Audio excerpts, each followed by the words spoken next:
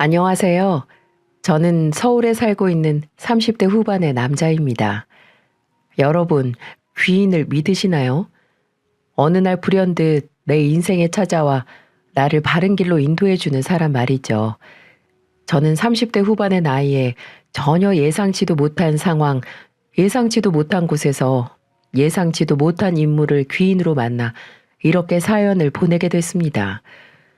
저는 대학을 졸업하고 바로 아버지가 운영하시는 자재 회사에서 일을 시작했어요. 말단 신입부터 시작해서 낙하산 소리 안 듣기 위해서 정말 피땀 흘려 일했죠.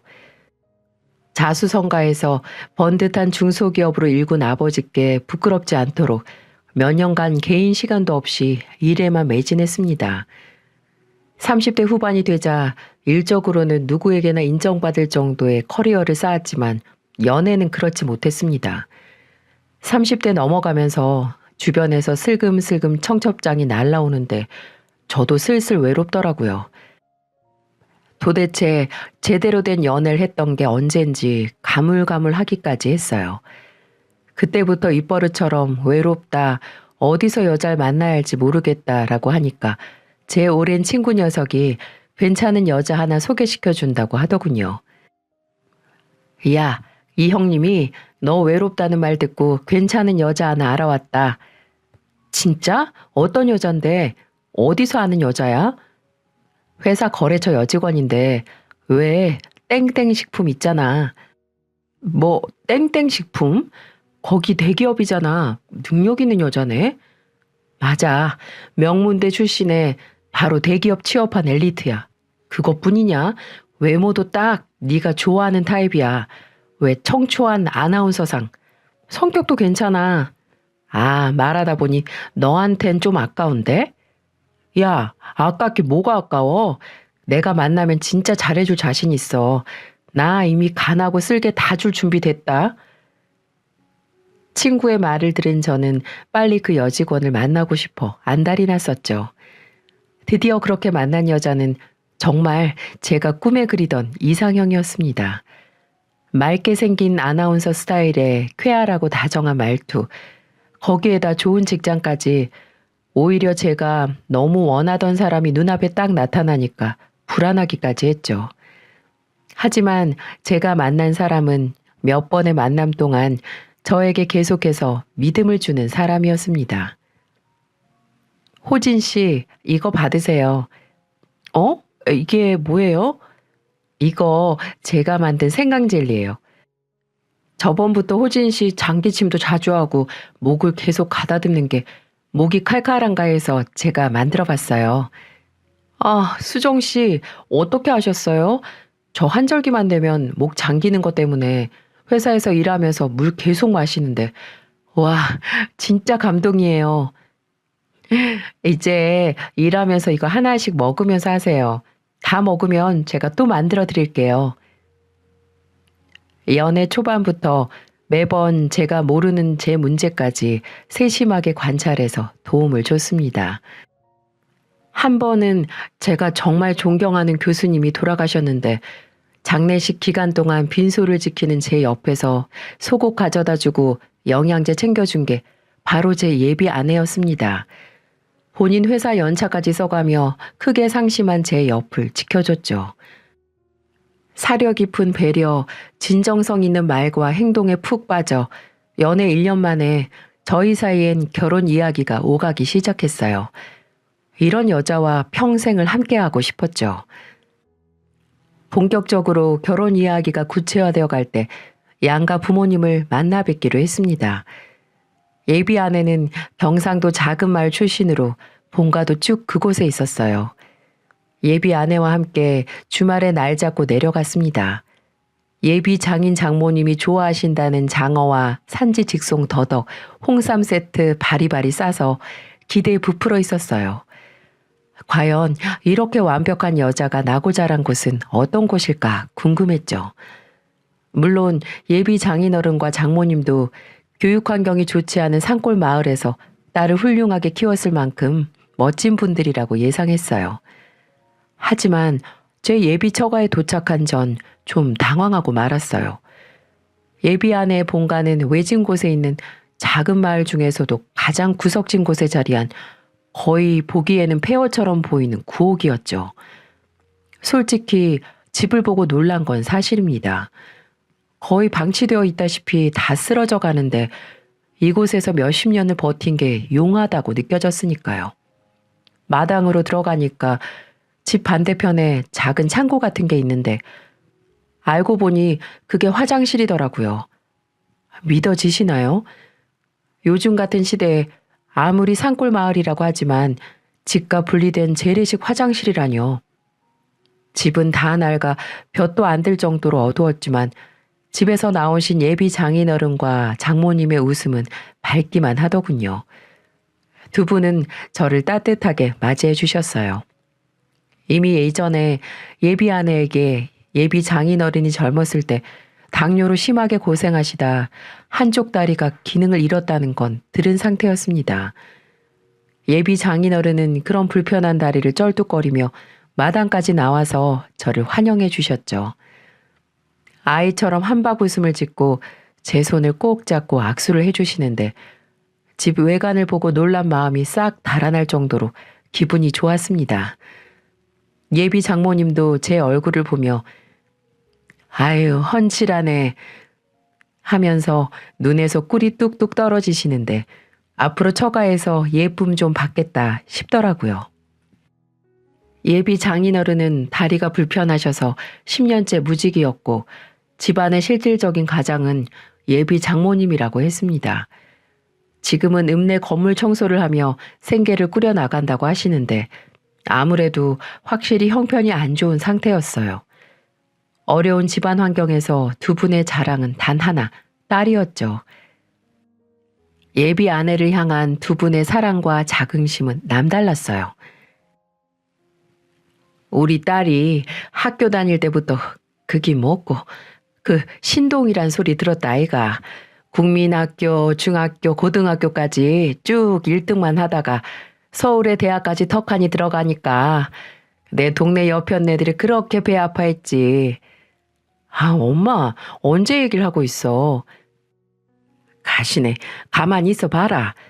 내가, 야, 그 흔한 읍내 학원 한 번 안 보냈는데 대학도 장학금 받고 들어간 거 아이가. 야가 공부만 잘한 게 아니라 내랑 바깥 양반이 우리 수정이 참 착하게 키운 거 우리 남서방도 알제? 그럼요. 수정이 너무 착하고 다정한 거 너무 잘 알죠. 그래, 우리 수정이 서울에 직장 얻어다가 매달 우리한테 꼬박꼬박 월급 절반을 보내주는 그런 아다. 내랑 이 양반한테 과분한 딸이제. 암만. 근께 우리 아가 얼라 때부터 그렇게 동네 할매들한테 잘했다. 할매들 평상에 모여 있으면 자가 어깨도 주무르고 앞에서 재롱도 피웠다 아이가. 남서방, 밖에 우리 집 뒷간 봤제? 저것도 우리 수정이가 이번에 어머니 아버지 볼일 볼 때 편하라고 변기도 바꿔주기로 했다. 정말요? 진짜 대단하네요. 엄마, 딸 자랑 좀 그만해요. 나 얼굴 빨개져. 이 사람 밥 안 먹고 왔어. 배고프겠어요. 아이고, 내 정신 좀 봐라. 남서방, 괴기 좋아하나? 괴기. 내가 남서방 온다고 찜했는데. 아, 전 뭐든 잘 먹습니다. 예비 아내는 집안의 자랑이자 대들보, 개천에서 난 용이었습니다. 처음엔 어떻게 이렇게 열악한 환경에서 완벽한 예비 아내가 자랐을까 했어요. 환경 탓, 상황 탓 하나 없이 본인 인생 잘 개척한 예비 아내에게 존경심마저 생겼죠. 저보다 어린 사람이지만 보고 배울 게 많다고 생각했습니다. 또 예비 장인어른과 장모님을 뵙고 나니 이렇게 자식을 믿어주고 자랑스러워해주는 부모님이기 때문에 예비 아내가 잘 자랐구나 싶었어요. 예비 아내의 소박함과 겸손함도 두 분에게서 물려받은 거라 생각했죠. 예비 아내는 꽤 높은 대기업 연봉으로 대학가 자치촌에 있는 7평도 안 되는 원룸에서 살고 있었거든요. 그때는 왜 잘 나가는 예비 아내가 이런 곳에서 살까 했는데 월급의 절반을 계속 부모님께 드렸다니 이제야 이해가 됐죠. 저는 어려서부터 지금까지 변함없이 부모님을 그렇게 살뜰히 모시는 예비 아내의 심성에 또 한 번 반하게 됐습니다. 예비 처가에서의 첫인사는 처음부터 끝까지 화기애애했어요. 예비 장인어른, 장모님 두 분 모두 소중하고 착한 딸 잘 부탁한다고 결혼을 허락하셨죠. 예비 아내의 부모님을 만나 뵙고 나니 아무래도 더 가까워진 것 같았어요. 그때쯤 예비 아내를 소개시켜준 친구에게서 연락이 왔어요. 결혼 허락도 받았으면 한턱 크게 쏘라고 말이죠. 제 이상형의 여자를 만나게 해준 친구인데 안 그래도 술 한잔 사야겠다고 생각하던 참이었습니다. 저는 예비 아내와 함께 친구를 만났죠. 야, 이 자식 좋은 여자 소개시켜줬더니 단번에 낚아채고 소식도 없어. 이래서 머리 검은 짐승은 거두는 게 아니라더니 은혜도 모르는 놈 일단 한 잔 따라봐. 야, 오버하지 마. 결혼 얘기 나온 후에 너무 바빠서 내가 경황이 없었다. 수정씨, 아니, 재수씨, 얘가 이렇게 차가운 놈이라니까요. 한 번 뒤돌면 먼저 연락할 때까지 문자 한 통이 없어요. 호진씨가 요즘 바쁘긴 했어요. 야, 바로 편드시네. 이거 외로워서 나도 빨리 장가라도 가야지 진짜. 너 만나는 사람 있냐? 얘가 사람 무시하네. 근데 너 내 덕분에 이렇게 예쁜 신부 잡았는데 뭐 하나 없냐? 왜 가까운 데서 결혼 중매해주면 양복 하나 해준다잖냐. 이 새끼 이거 노리고 불렀네. 속 보이는 놈. 야, 너 그럼 진짜 입 싹 닦으려고 했냐? 그래 호진씨, 동진씨 덕분에 우리들 이렇게 만나서 결혼까지 하는데 뭐라도 해서 줘야죠. 저도 호진씨 만나게 해줘서 뭐라도 해주고 싶은데 호진씨는 아니에요? 이야, 역시 우리 재수씨 말 잘 통하시네. 재수씨, 결혼식 준비 걱정 마세요. 저 아는 것도 많고 아는 사람도 많아서 저 새끼보다 돈 많이 들걸요? 저 자식 결혼식장이나 혼수, 신혼여행지 다 재수씨가 알아서 하라고 하죠? 어머, 어떻게 하셨어요? 저 자식 예전부터 뭐 하나 고르거나 결정하는 거에 젬병이었어요. 으유, 한심한 놈. 그 정도까진 아니다. 그냥 우리 수정이 좋아하는 걸로 다 맞추고 싶으니까 그러지. 아니긴 뭐가 아니야 임마. 회사 거래처 직원 사이인 두 사람은 언제부터 친했다고 죽이 척척 맞더라고요. 하지만 저도 예비 아내 소개시켜준 친구 녀석에게 고맙긴 해서 제 결혼식 날 입을 맞춤 양복을 해주겠다고 약속했습니다. 이후에도 종종 예비 아내와 친구 이렇게 셋이서 식사나 술자리를 만들어서 만났어요. 예비 아내의 말로는 이제 결혼할 사람이니 상대 친구들을 함께 만나는 게 서로 가까워진다나요? 제 친구뿐만이 아니라 저도 아내의 친구들에게 몇 번 인사를 했습니다. 확실히 서로의 친구를 소개시켜 주니까 뭔지 모를 유대감이 생기는 것 같았어요. 재수씨, 결혼 준비는 어떻게 돼가요? 아직 제자리예요, 동진씨. 호진씨 아버님을 아직 못 뵀어요. 어? 왜요? 야, 아버님을 왜 소개를 아직 안 해주고 있어? 아, 그게 아니고 우리 아버지가 근래 계속 바쁘셨어. 저번 달엔 출장도 잦으셨고 이제 자리 만들어야지. 뭐야, 혹시 아버지가 결혼 너무 급하게 한다고 뭐라 하시냐? 급하긴 뭐가 급해. 그런 거 아니야. 수정아, 혹시라도 이상한 생각하지 마. 우리 아버지 수정이 엄청 보고 싶어 하셔. 알아요, 알아. 그때 아버지 회사 지점을 늘리는 문제로 아버지가 마땅히 시간이 나질 않으셨거든요. 혹시나 예비 아내가 오해라도 할까봐 전 빨리 아버지에게 소개시켜야겠다 싶었어요. 저는 부랴부랴 아버지께 말해 약속 날짜를 잡으려고 했죠. 하지만 이게 무슨 일인지 예비 아내가 저에게 임신 사실을 알렸습니다. 저희 둘 사이가 너무 좋았던 걸까요? 양가 부모님 다 만나 뵙기도 전에 혼전 임신이라니. 물론 결혼 전 찾아온 축복에 너무 기뻤죠. 저도 아기를 빨리 갖고 싶었던 터라 언제 생기든 상관이 없었죠. 다만 예비 아내가 둘만의 신혼을 즐길 틈이 없다고 조금 실망하더군요. 저는 만에 하나의 경우에 대비해 예비 아내를 소개시켜 드린 뒤에 아버지에게 임신 사실을 말씀드리기로 했습니다. 드디어 예비 아내를 아버지께 소개시켜 드리는 날이 됐어요. 안녕하세요. 아버님, 전 강수정이라고 합니다. 반가워요. 호진이 예비되는 사람입니다. 네, 아버님. 정말 만나 뵙고 싶었어요. 호진 씨가 누굴 닮아서 이렇게 훤칠하나 했는데 아버님 닮아서 그런가 봐요. 고마워요. 아버님 말씀 놓으세요. 이제 곧 며느리 될 텐데 빨리 놓으셔야 빨리 가까워지죠. 그럼 편하게 할까? 부모님이 경상도 분들이라고? 네, 저도 경상도 토박이에요. 분위기는 나쁘지 않았습니다. 예비 아내는 특유의 어른에게 부침성 있고 싹싹한 모습에 평소 무뚝뚝한 아버지도 이런저런 질문이 많으셨어요. 이대로만 가면 양가의 축복 모두 받는 행복한 결혼식이 되겠구나 싶었죠. 식사가 끝나고 예비 아내를 집에 데려다 주고 전 본가로 돌아갔죠. 빨리 제 신부감에 대한 아버지의 의견을 듣고 싶었어요. 어디서 저렇게 좋은 사람을 아내로 데려왔냐고 하실 줄 알았죠. 하지만 집에서 절 기다리던 아버지 입에서 나온 말은 정말 예상 밖이었습니다. 아버지, 어때요? 우리 수정이 정말 착하죠? 호진아, 너 네 애비가 어떻게 회사 키웠는 줄 알지? 네? 갑자기 무슨 소리세요? 사업을 제대로 굴리려면 같이 일하는 사람을 옆에 잘 둬야 해. 10년을 잘해도 중요한 순간에 뒤통수 치는 게 사람이고 안 당하려면 누가 내 옆에 있을 사람인지 잘 가려내야 하는 거야. 아버지는 갑자기 뜻모를 이야기를 시작하셨어요. 저는 영문을 모르고 듣고만 있었죠.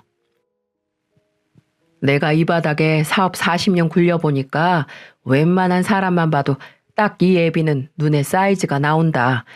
누가 도움이 되는 사람인지, 누가 내 등에 칼 꽂을 사람인지. 아버지 말씀은 수정이가 제 등에 칼을 꽂을 사람이라는 거예요? 아직 그건 모르지만 그 아가씨 썩 네 말만큼 믿을만하고 속이 착한 사람 같지가 않다 이거야. 아, 아버지 오늘 처음 만나보신 거잖아요.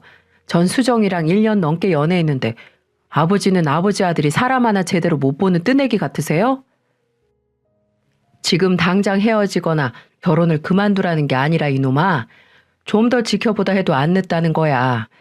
눈빛이 영 뭔가 꺼림직하단 말이야. 말투나 사람 보는 거 하며 딱 남자 잡아먹을 눈인데 저 눈웃음이 사람 홀려서 알맹이 홀랑 가져갈 웃음이라고 저게. 아버지 수정이에 대해 그렇게 함부로 말하지 마세요. 저 정말 수정이 사랑하고 저랑 결혼할 여자라고요. 내가 헤어지라고 했어? 뭐가 급해서 당장 결혼을 한대. 이 결혼 못 물려요. 이번에 안 하면 늦는다고요. 뭐가 그렇게 급한데? 수정이 임신했어요. 아이는 당연히 제 아이고요. 뭐? 결혼을 늦추라고 하는 아버지에게 전 예비 아내의 임신 사실을 알렸습니다. 예비 아내가 임신을 했으니 결혼을 허락 안 하시진 않을 거라고 생각했어요. 아버지는 한숨을 푹 내쉬더니 말씀하셨습니다. 그래, 네 뜻대로 해라. 애가 들어섰으니 남자가 결혼을 물을 수도 없고 너도 대가리 컸으니 생각이 다 있겠지.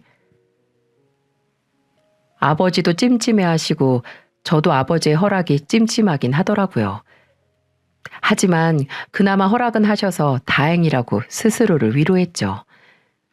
아버지는 일찍 어머니를 먼저 보내시고 혼자 저를 키우셨거든요. 아무래도 하나뿐인 아들의 하나뿐인 가족이니 좀 예민해지시고 걱정이 많으실 거라 생각했죠. 양가의 결혼 허락을 모두 받았으니 저와 예비 아내는 결혼식 준비를 착착 해나갔습니다. 처음엔 결혼을 탐탁지 않아 하셨지만 아버지는 그래도 좋은 집에서 마음 편히 시작하라고 15억 상당의 신축 아파트 매매를 해주셨어요. 예비 아내는 너무 가분하다고 앞으로 저에게나 제 아버지에게나 잘하겠다고 하더라고요. 그렇지만 아버지도 하나뿐인 아들을 믿고 예비 아내에게 정을 주려고 노력하시는 건지 사정이 여의치 않은 예비 아내를 위해 원하는 예당과 혼수 목록을 정해오면 본인이 책임지겠다고 하셨습니다. 이 소식을 들은 예비 아내의 부모님께서 정말 좋아하셨어요. 결혼 전 미리미리 짐을 신혼집으로 옮기기 시작했습니다. 아버지께서 마련해준 혼수 덕분에 짐이 많진 않았지만 전 그래도 넉넉히 일주일 잡고 옮기기로 했죠. 하지만 원룸에서 생활하던 아내는 짐이 박스로 단 8개밖에 나오지 않는다고 하더군요. 굳이 이삿짐 센터에서 연락할 필요도 없이 용달차 하나로 간단히 해결될 것 같았어요. 시간도 얼마 안 걸릴 테니 아내의 짐은 결혼식 바로 전날 옮겨도 문제가 없겠다 싶었죠. 용달차를 어디에서 불러야 할지 고민하는 예비 아내에게 제가 해결한다고 했습니다. 예비 아내가 사는 동네에서 가까운 센터를 찾다가 문득 개인 이삿짐 센터를 시작했다가 접은 대학 선배가 생각나더라고요. 사업 자금이 부족해서 사업을 접게 됐는데 아직 사업이 다 정리가 안 된 상태라서 미리 준비한 용달차 팔지도 못했다고 한 게 떠올랐거든요. 전 그 선배에게 바로 전화를 했습니다. 안 그래도 놀고 있어 시간 많다고 선배는 흔쾌히 도와주겠다고 했죠. 야, 그럼 주소 문자로 찍어 보내라. 내가 시간 맞춰서 갈게. 네, 선배 정말 고마워요. 거기 주변에 마땅한 업체가 없어서 걱정했는데. 야, 고마우면 이걸로 축의금 퉁치자. 아이, 그건 당연한 거고 제가 수고비 더 챙겨드려야죠. 아, 됐다. 임마, 밥이나 사. 그래요, 그럼. 제가 먼저 가 있을 테니까 비밀번호는 안 치고 들어와도 돼요. 그래, 이따 보자. 저는 선배에게 예비 아내의 집 주소와 신혼집 주소를 문자로 보내고 예비 아내에게 전화를 해서 용달차 문제가 해결됐다고 알렸죠. 예비 아내는 살았다고 그런 걱정 안 하고 자기는 결혼식 전이라 샵에서 마사지와 피부 관리 받고 밤에 신혼집으로 가겠다고 하더군요. 저는 알겠다고 한 뒤 신혼집으로 갈 준비를 했습니다. 신혼집에 도착해 먼저 가져다 놓은 제 짐을 정리하고 있었어요. 몇 시간 뒤 선배가 아파트에 도착했다고 문을 열어달라고 연락을 해왔습니다. 저는 공동 현관을 열어주고 현관으로 나가 선배를 기다렸죠. 선배는 몇 분 뒤 끌차에 짐을 싣고 왔습니다. 선배 오셨어요? 우리 진짜 오랜만이죠. 선배한테 이삿짐 배달 부탁하면서 얼굴 볼 줄을 몰랐네. 이거 한 번에 다 들고 올라오셨어요? 저 내려오라고 부르시지. 야, 꽉 차 있지도 않아서 무겁지도 않더라. 근데 호진아. 네? 왜요? 근데 선배 안색이 왜 이렇게 안 좋아요? 야, 그게 내가 이걸 너한테 어떻게 꺼내야 할지 모르겠다. 선배는 잿빛이 된 안색으로 주저하며 저에게 이야기를 털어놓기 시작했고 선배 입에서 나온 말들은 전혀 믿을 수 없을 정도로 충격 그 자체였습니다. 야, 내가 들으려고 그런 게 아니라 진짜 나도 이런 경우가 처음이라서 됐다. 일단 네가 듣고 판단하는 게 낫겠어. 선배, 대체 무슨 얘기를 하려고요? 내가 중간부터 녹음을 했는데 일단 들어봐봐. 어리둥절한 제게 선배는 주머니에서 스마트폰을 꺼내 본인이 녹음했다는 걸 들려주었어요. 그래, 다 버렸어, 다. 나 옷도 절반은 버린 것 같아. 야, 이제 마음껏 진짜 잘 살 수 있는 집안에 시집 가는데 뭐하러 그동안 샀던 짝퉁을 들고 가니? 죄다 처분하니까 내 속이 다 시원하다 얘. 짐이 팍 줄어서 편하겠어. 이제 옷장에 전부 백화점에서 산 진짜 배기들로 꽉꽉 채워야지. 아니야, 야. 내가 사달라는 거 다 사줘 진짜. 이번에 제대로 잡았어. 나한테 껌뻑 죽는다니까. 그래, 야 말도 마. 이번에 들어가는 신혼집이 15억짜리다, 15억. 신축 건물이라서 이제 몇 년 사이에 20억, 30억으로 확 오를지 누가 알아. 그거 이제 이혼하면 절반은 다 내 거야, 내 거. 아, 진짜 호구 제대로 잡았다니까. 어? 야, 그래도 3년은 살아야 하지 않겠니? 그동안 죽은 듯이 조용히 있어야지. 어머, 얘 말하는 것 좀 봐. 그러게 누가 멍청하게 사람 보는 눈도 없으래? 다 자업자득이야. 그 사람이 용달 불렀으니까 뭐 조금 있으면 오겠지. 거봐, 다 해준다니까. 나 손 하나 깜짝 안 해도 돼. 이게 대체 무슨 소린 거죠? 선배가 틀은 녹음에서 흘러나오는 목소리는 분명히 얼마 후 저랑 결혼할 예비 아내의 목소리였습니다. 저는 호구 잡았다라고 깔깔거리면서 말하는 목소리에 정신이 아득해졌습니다. 멍하니 지금 저에게 벌어진 일이 대체 무슨 일인지 이해하려고 애쓰는 도중 앞에 있던 선배의 목소리가 저를 깨웠습니다. 네가 알려준 주소로 가보니까 현관문이 열려있더라고. 너한테서 용달 보냈다고 듣고 일부러 열어놓은 것 같은데 내가 들어가는지도 모르고 통화하면서 떠들고 있더라. 처음에 들어갔을 때 물건 다 버리고 갈 거다. 호구 아버지가 혼수도 싹 다 넣어줘서 너무 편하다. 이 소리가 들리는데 이거 녹음해서 너한테 들려줘야겠더라고. 이게 무슨 일이냐 진짜? 이 여자 너하고 결혼하고 나서 일부러 이혼한 다음에 재산 빼돌리려고 했던 거 맞지?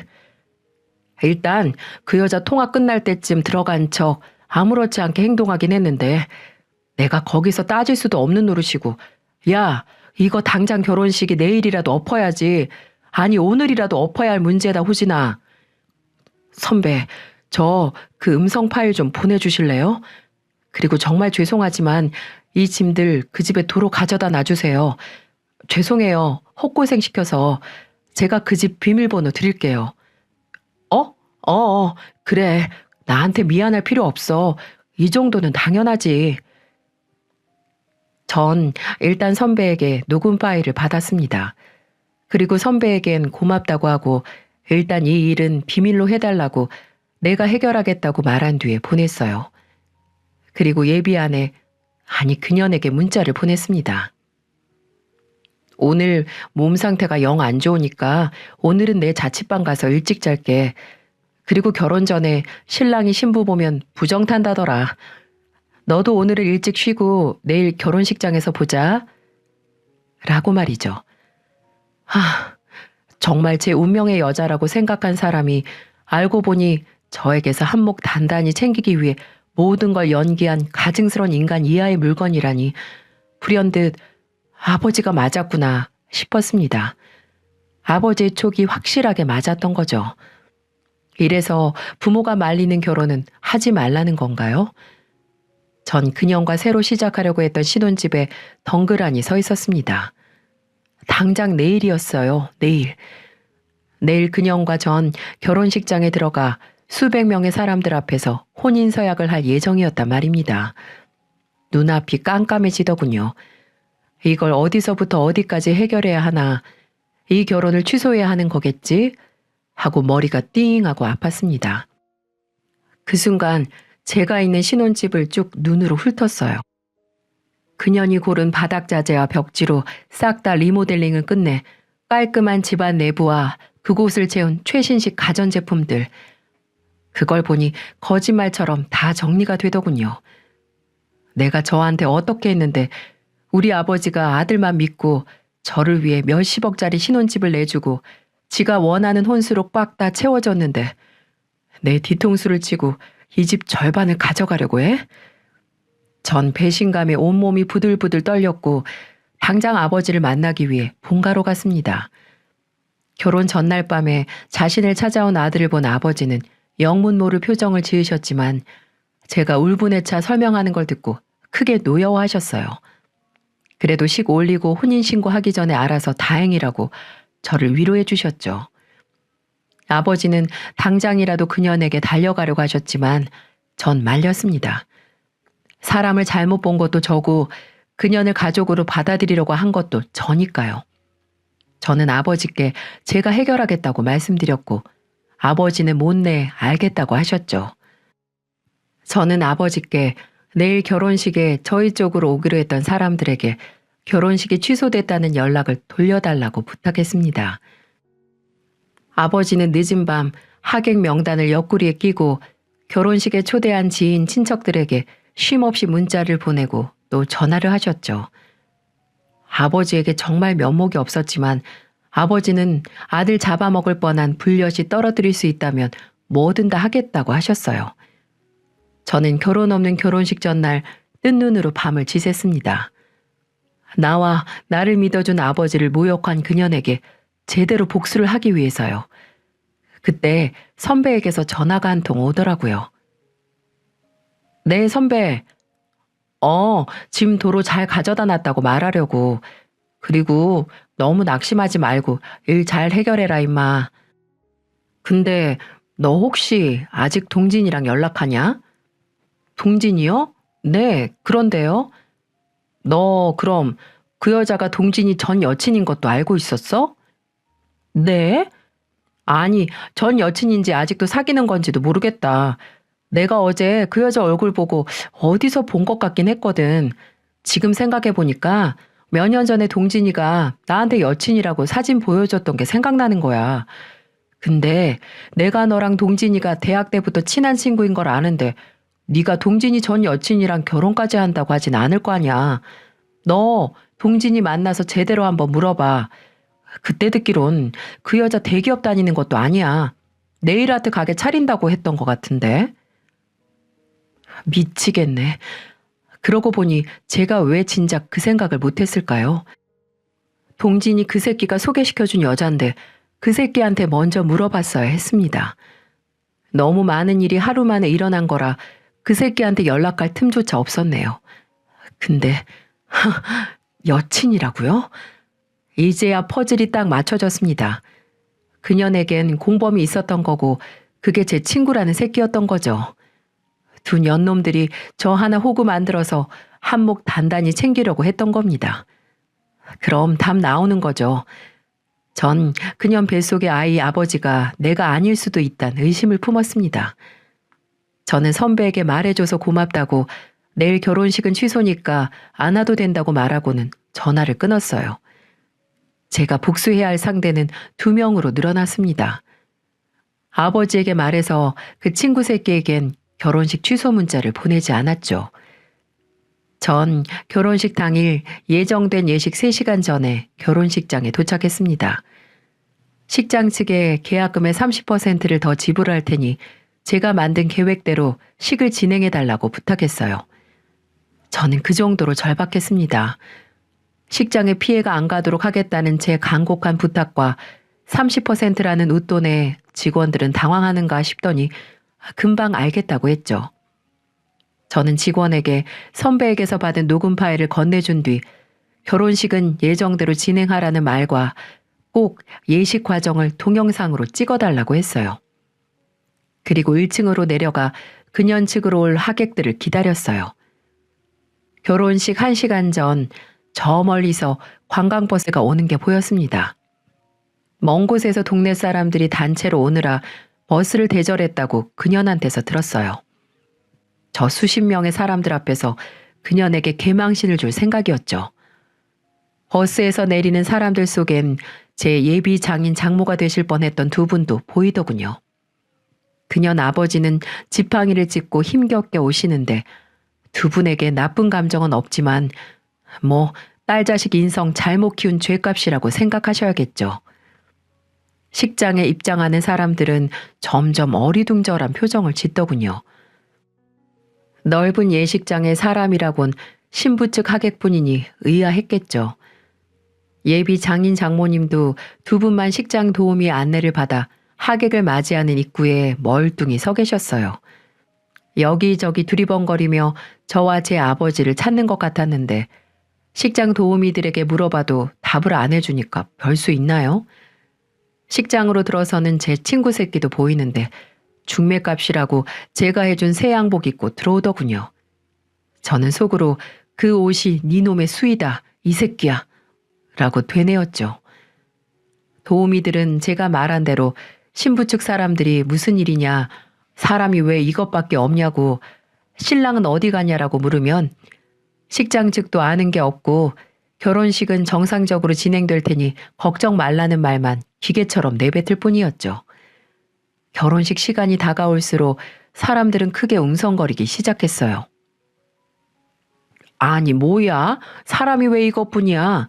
남편 아버지가 사업한다고 하객이 어마어마할 거라고 하더니만. 그러게 이렇게 휑한데 결혼식을 하긴 하는 거야?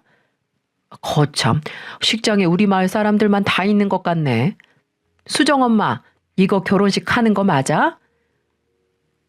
점점 전염병처럼 동요하는 그년 측 하객들은 그년 부모님에게 따지기 시작했어요. 그녀는 신부 대기실에 있어서 이 사실을 전혀 모르고 있겠죠. 식장 도우미들은 제 지시대로 예식장 홀에 모여있던 사람들을 결혼식이 시작할 테니 식장으로 들어가 착석하게 했습니다. 사람들은 하나 둘 이래도 되나 싶은 표정으로 자리에 앉았죠.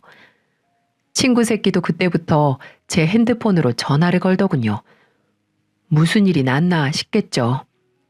전 그 전화를 무시하고 복수를 마무리 짓기 위해 다른 사람들의 눈을 피해 식장 뒤쪽으로 들어가 대기했어요. 식장은 고작 3분의 1도 차지 않았습니다. 사람들은 빈자리를 불안한 눈으로 훑으며 서로 속닥거렸어요. 결혼식 자리에 주례도 사회자도 신랑도 신랑 측 부모님도 없이 예정대로 결혼식은 시작했어요. 거의 빈 식장에 신부 입장을 올리는 음악이 켜졌고 그년이 등장했습니다. 눈을 내리깔고 세상 가증스럽게 등장한 그녀는 신부 입장을 하며 걸어오다 어쩐지 하객이 모자란 식장을 흘끗 보고 멈춰섰어요. 그때 그래 다 버렸어 다. 나 옷도 절반은 버린 것 같아. 야 이제 마음껏 진짜 잘 살 수 있는 집안에 시집 가는데 뭐하러 그동안 샀던 짝퉁을 들고 가니? 예식장에 그년이 통화했던 내용이 음악 대신에 울려 퍼졌습니다. 식장은 한순간에 아수라장이 되어버렸죠. 아니 이게 뭐야? 이거 수정이 목소리 아니야? 뭐 호구? 수정이 남편이 호구라는 얘기야? 이게 다 무슨 난리야? 얘 수정아 이게 어떻게 된 거야? 이혼할 거라고? 어머어머 쟤는 결혼 전에 벌써 이혼할 목적인 거야? 수정 아빠 결혼식 취소면 내가 낸 축의금도 도로 내놔요. 아 이게 무슨 경우야 이게. 하객들은 저마다 하나둘 언성을 높였고 몇 명은 그년과 그년 부모를 향해 질문 세례를 퍼부었습니다. 그녀는 지가 입은 웨딩드레스보다 더 얼굴이 하얗게 질려갔어요. 식장을 가득 메운 본인의 인간 이하의 계획을 들으면서 본인이 들고 있던 부케도 떨어뜨리며 부들부들 떨더라고요. 그년 부모님도 하늘이 무너지는 걸 보는 얼굴이었습니다. 딸년의 그런 계획을 아무것도 모르고 계셨던 거죠. 친구 새끼도 두리번거리면서 어디로 튀려고 하는 것 같았는데 제가 그냥 보낼 것 같나요? 그년의 음성 파일이 끝나자 어두웠던 조명도 환해졌습니다. 그리고 술렁거리는 예식장으로 모든 걸 정리하기 위해 제가 나갔어요. 호진 씨. 유령 신부 마냥 허옇게 질린 그녀는 절 보고 절박하게 소리쳤어요. 전 그년을 무시하고 하객들에게 말했어요. 오늘 모여주신 분들 정말 죄송스럽게 생각합니다. 제가 머리 숙여 사과드립니다. 하지만 전 1년을 넘게 저 사악한 여자에게 속았어요. 저 여자는 저와 결혼 후에 이혼해서 어마어마한 금액의 위자료를 받을 계획이었던 겁니다. 그리고 저 무서운 여자를 도운 공범이 있습니다. 바로 저 여자를 제게 소개시켜준 저의 절친, 바로 저기 앉아있는 이동진, 바로 너. 전 손을 들어 친구 새끼를 가리켰고 하객들은 일제히 경악스러운 표정과 함께 그 새끼를 쳐다봤죠. 그 새끼는 이리 가지도 오지도 못한 어정쩡한 자세 그대로 굳었습니다. 저 자식은 본인이 사귀고 있던 여자를 저에게 소개시켜주고 나중에 받을 위자료를 나눠 가질 계획이었겠죠. 너네 둘 뚫린 입이 있으면 어디 말해봐. 내 말이 틀려? 호진 씨, 내 말 좀 들어봐. 다 오해야. 내가 다 설명할 수 있어. 오해? 내가 네 입으로 말하는 걸 똑똑히 들었는데 오해? 너 진짜 날 머저리로 보는구나. 내가 그 말을 믿을 것 같아? 처음엔 맞아. 당신한테 돈 챙기고 이혼하려고 했는데 그거 다 저 사람 생각이었어. 저 사람이 먼저 지 친구 중에 아버지가 크게 사업하는 부자가 하나 있다고 해서 나도 이렇게까지 될지 몰랐어. 난 처음엔 그냥 생각 없이. 그때 친구 새끼가 정신을 차리고 그년에게 반박하기 시작했죠. 뭐 이년아? 이제 와서 다 내 생각이라고? 호진이 얘기 듣고 돈 뜯어내자고 한 게 누군데 이게 어딜 떠넘기고 있어? 호진 씨, 저 얘기 듣지 마. 난 처음엔 정말 이혼할 생각이었는데 점점 당신이 좋아졌어. 내 마음은 진심이었다고. 우리 좋았잖아. 호진 씨. 와, 씨, 이 더러운 년아. 너 나랑 3년이나 사귀었잖아. 이제 와서 호진이 자식한테 진심이라고? 지들끼리 저렇게 박터지게 싸우는데 참나 볼만하더군요. 하객들은 이게 다 뭐냐 하는 얼굴로 흥미진진하게 보고 있고 그년 부모님들은 당장 뒤로 넘어가도 이상하지 않은 안색이었죠. 둘 다 입 다물어. 강수정 너 명문대 졸업도 대기업 다닌다는 것도 다 거짓말이었지? 너 내가 들은 게 있으니까 똑똑히 말해. 맞아. 근데 저 사람 동진 씨가 시킨 거야 그것도. 야, 신나서 그 회사 사원직 위조한 게 누군데? 그래. 연애할 때 이상할 정도로 회사에 못 찾아오게 한 것도 어딘지 말하는 게 전혀 똑똑해 보이지 않는 것도 내가 다 눈이 멀었던 거겠지. 호진아, 내가 잘못했다. 나도 일이 이 지경까지 올지 몰랐어. 제가 부추기지만 않았으면 나도 안 했을 거야. 맹세해. 내가 먹고 살기 너무 힘들어서 그랬어. 나 한 번만 봐주라. 너랑 내가 몇 년지기냐 친구야. 제발. 친구 새끼는 억지 눈물을 쥐어짜며 식장 바닥에 무릎을 꿇더군요. 그 모습에 연민은커녕 더 화만 났습니다.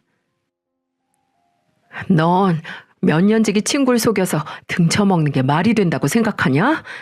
됐고 너희 연놈들 다 콩밥 먹을 준비를 하든지 나한테 피해 보상 금액을 주던지 준비나 해라. 뭐? 호진 씨 그게 무슨... 설마 내가 가만히 있을 거라고 생각하진 않았겠지? 나 너네 둘한테 혼인빙자 사기죄로 고소할 테니까 그렇게 알아.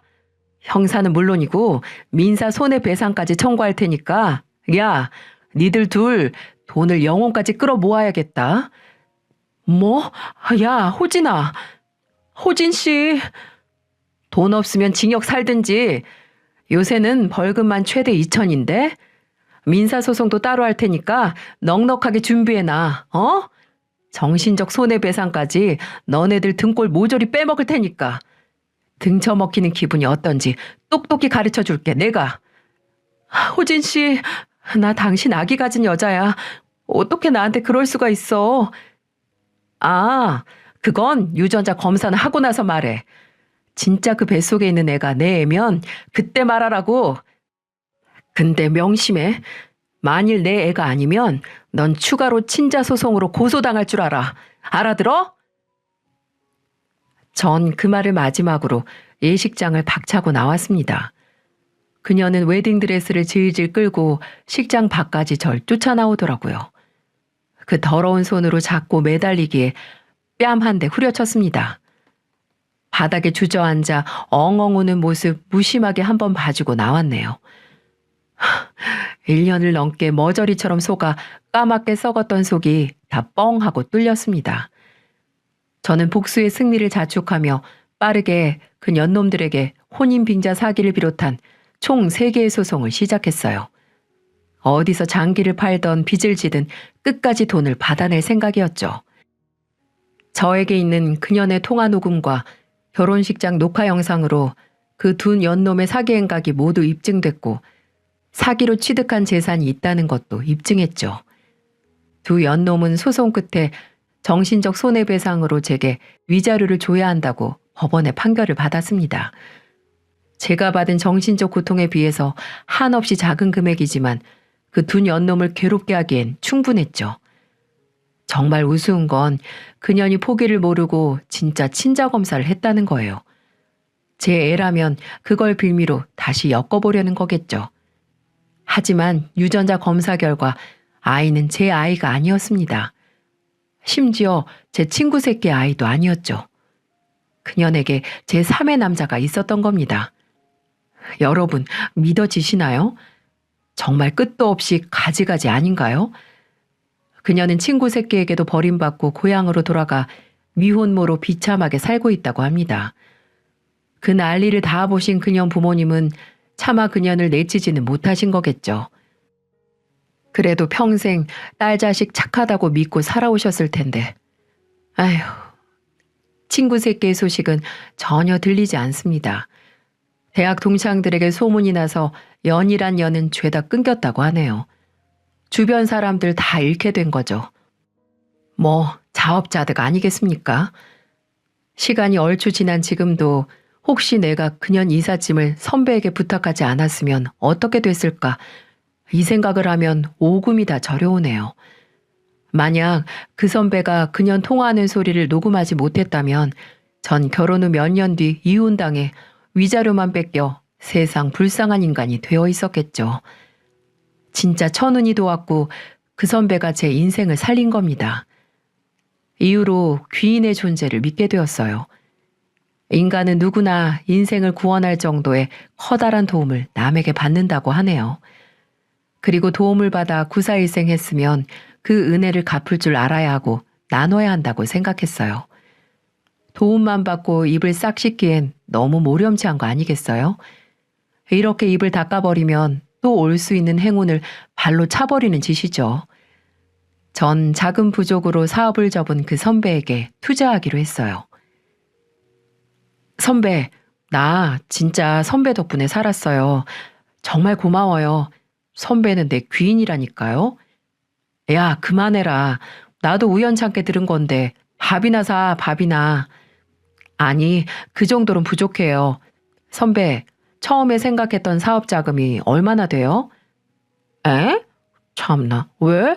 네가 내주게? 네, 제가 투자할게요. 뭐? 야, 실없는 소리 하지도 마. 됐다, 안 받아. 아니요, 선배 없었으면 그년한테 뜯길 돈이었어요. 아니, 선배 사업 자금이 뜯겼을 돈의 10분의 1도 아니었을 거예요. 부담 가질 필요 없이 투자 받아서 그동안 하고 싶어 했던 이사 사업 시작해봐요. 선배는 한사코 거절했지만 저의 기나긴 설득 끝에 제 투자를 받아 이삿짐 센터를 열었어요. 저희는 서로에게 귀인이 된 셈이죠. 아버지는 그런 저에게 네가 한번 호되게 당할 뻔하니까 진짜 어른이 된 것 같다고 하셨어요. 전 크게 배신당한 상처를 잊기 위해 일에 집중하고 있습니다. 몇 주 뒤에 길게 해외 출장을 갈 예정이에요. 가서 일도 배우고 커리어도 쌓으면서 저 자신을 더 나은 사람으로 키우려고 합니다. 어쨌든 제가 사람 보는 눈이 영 아니라는 건 이번 사건으로 증명됐으니까요. 불행을 불행으로 끝내는 사람은 지혜가 없는 사람이고 불행을 하나의 출발점으로 삼아야 한다고 하잖아요. 저는 사랑했던 사람에게 등에 칼 꽂힐 뻔한 불행을 딛고 새롭게 시작하려고 합니다. 이야기를 들어주신 분들 모두 인생의 귀인을 만나고 또 스스로 다른 사람에게 귀인이 되는 경험 하셨으면 좋겠네요. 모두들 건강하시고 행복하세요.